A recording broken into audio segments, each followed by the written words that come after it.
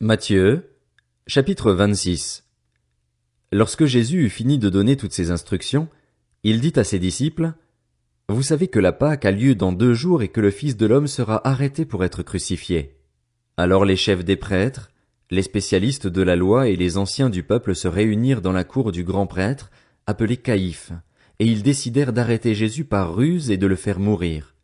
Cependant, ils se dirent, « Que ce ne soit pas pendant la fête, afin qu'il n'y ait pas d'agitation parmi le peuple. » Comme Jésus était à Béthanie, dans la maison de Simon le lépreux, une femme s'approcha de lui avec un vase qui contenait un parfum de grande valeur.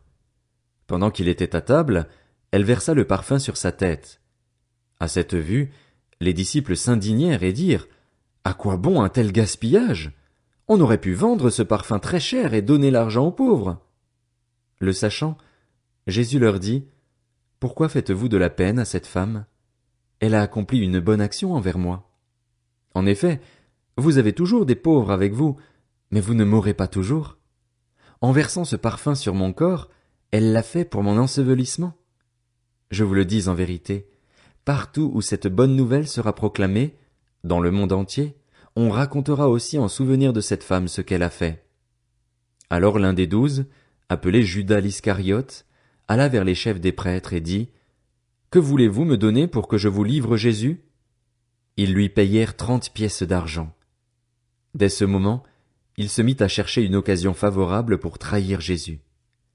Le premier jour des pains sans levain, les disciples s'adressèrent à Jésus pour lui dire, « Où veux-tu que nous te préparions le repas de la Pâque? » Il répondit, « Allez à la ville chez un tel et vous lui direz, « Le maître dit, mon heure est proche. Je célébrerai la Pâque chez toi avec mes disciples. » Les disciples firent ce que Jésus leur avait ordonné et préparèrent la Pâque. Le soir venu, il se mit à table avec les 12. Pendant qu'il mangeait, il dit, « Je vous le dis en vérité, l'un de vous me trahira. » Ils furent profondément attristés et chacun se mit à lui dire, « Est-ce moi, Seigneur? » Il répondit, « Celui qui a mis la main dans le plat avec moi, c'est celui qui me trahira. » Le Fils de l'homme s'en va, conformément à ce qui est écrit à son sujet, mais malheur à l'homme par qui le Fils de l'homme est trahi. Mieux vaudrait pour cet homme qu'il ne soit pas né. Judas, celui qui le trahissait, prit la parole et dit, « Est-ce moi, Maître? » Jésus lui répondit, « Tu le dis. » Pendant qu'il mangeait, Jésus prit du pain et prononça la prière de bénédiction, puis il le rompit et le donna aux disciples en disant, « Prenez, mangez, ceci est mon corps. » Il prit ensuite une coupe et remercia Dieu, puis il la leur donna en disant, « Buvez-en tous, car ceci est mon sang, le sang de la nouvelle alliance, qui est versé pour beaucoup, pour le pardon des péchés.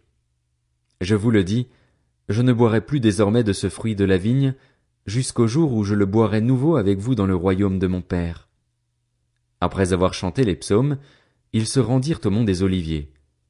Alors Jésus leur dit, « Vous trébucherez tous, cette nuit, à cause de moi, car il est écrit, « Je frapperai le berger et les brebis du troupeau seront dispersées. » Mais, après ma résurrection, je vous précéderai en Galilée. Pierre prit la parole et lui dit, « Même si tous trébuchent à cause de toi, ce ne sera jamais mon cas. » Jésus lui dit, « Je te le dis en vérité, cette nuit même, avant que le coq chante, 3 fois tu me renieras. » Pierre lui répondit, « Même s'il me faut mourir avec toi, je ne te renierai pas. » Et tous les disciples dirent la même chose. Là-dessus, Jésus se rendit avec eux dans un endroit appelé Gethsémané et il dit aux disciples, « Asseyez-vous ici pendant que je m'éloignerai pour prier. » Il prit avec lui Pierre et les 2 fils de Zébédée et il commença à être saisi de tristesse et d'angoisse. Il leur dit alors, « Mon âme est triste à en mourir. Restez ici, et veillez avec moi. » Puis il avança de quelques pas, se jeta le visage contre terre et fit cette prière. « Mon Père, si cela est possible, que cette coupe s'éloigne de moi. Toutefois, non pas ce que je veux, mais ce que tu veux. » Il revint vers les disciples, qu'il trouva endormis, et dit à Pierre, « Vous n'avez donc pas pu rester éveillé une seule heure avec moi? Restez vigilants et priez pour ne pas céder à la tentation. L'esprit est bien disposé, mais par nature l'homme est faible. » Il s'éloigna une deuxième fois et fit cette prière. Mon Père, s'il n'est pas possible que cette coupe s'éloigne de moi sans que je la boive, que ta volonté soit faite. Il revint et les trouva encore endormis, car ils avaient les paupières lourdes. Il les quitta, s'éloigna de nouveau et pria pour la troisième fois, répétant les mêmes paroles. Puis il revint vers ses disciples et leur dit, « Vous dormez maintenant et vous vous reposez. Voici, l'heure est proche et le Fils de l'homme est livré entre les mains des pécheurs. Levez-vous, allons-y.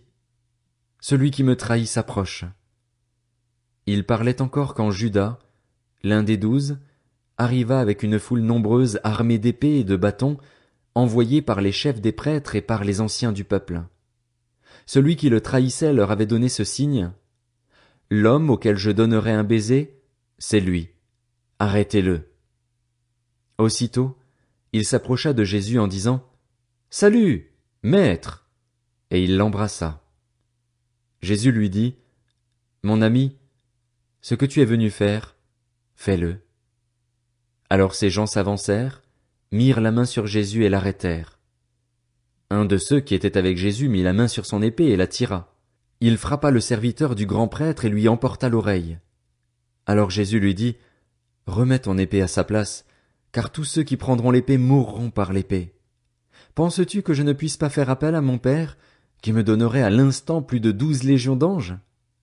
Comment donc s'accompliraient les Écritures, d'après lesquelles cela doit se passer ainsi? » À ce moment, Jésus dit à la foule, « Vous êtes venus vous emparer de moi avec des épées et des bâtons, comme pour un brigand. J'étais tous les jours assis parmi vous, enseignant dans le temple, et vous ne m'avez pas arrêté.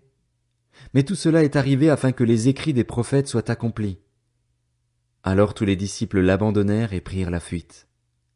Ceux qui avaient arrêté Jésus l'emmenèrent chez le grand prêtre Caïphe, où les spécialistes de la loi et les anciens étaient rassemblés. Pierre le suivit de loin jusqu'à la cour du grand prêtre, y entra et s'assit avec les serviteurs pour voir comment cela finirait. Les chefs des prêtres, les anciens et tout le Sanhédrin cherchaient un faux témoignage contre Jésus afin de le faire mourir, mais ils n'en trouvèrent pas, quoique beaucoup de faux témoins se soient présentés. Enfin, il en vint 2 qui dirent, « Celui-ci a dit, je peux détruire le temple de Dieu et le reconstruire en 3 jours. » Le grand prêtre se leva et lui dit, « Ne réponds-tu rien? Pourquoi ces hommes témoignent-ils contre toi? » Mais Jésus gardait le silence. Le grand prêtre prit la parole et lui dit, « Je t'adjure, par le Dieu vivant, de nous dire si tu es le Messie, le Fils de Dieu. » Jésus lui répondit, « Tu le dis. De plus, je vous le déclare, vous verrez désormais le Fils de l'homme assis à la droite du Tout-Puissant et venant sur les nuées du ciel. » Alors le grand prêtre déchira ses vêtements en disant, « Il a blasphémé! Qu'avons-nous encore besoin de témoins? Vous venez d'entendre son blasphème. Qu'en pensez-vous? » Ils répondirent, « Il mérite la mort. » Là-dessus, ils lui crachèrent au visage et le frappèrent à coups de poing. Certains lui donnaient des gifles en disant, « Christ, prophétise-nous qui t'a frappé. » Or Pierre était assis dehors dans la cour. Une servante s'approcha de lui et dit, « Toi aussi, tu étais avec Jésus le Galiléen. » Mais il le nia devant tous en disant, « Je ne sais pas ce que tu veux dire. » Comme il se dirigeait vers la porte, une autre servante le vit et dit à ceux qui se trouvaient là, « Cet homme aussi était avec Jésus de Nazareth. » Il le nia de nouveau, avec serment, « Je ne connais pas cet homme. » Peu après, ceux qui étaient là s'approchèrent et dirent à Pierre, « Certainement, toi aussi tu fais partie de ces gens-là, car ton langage te fait reconnaître. » Alors il se mit à jurer en lançant des malédictions. « Je ne connais pas cet homme. » Aussitôt un coq chanta. Pierre se souvint alors de ce que Jésus lui avait dit, « Avant que le coq chante, tu me renieras 3 fois. » Il sortit et pleura amèrement.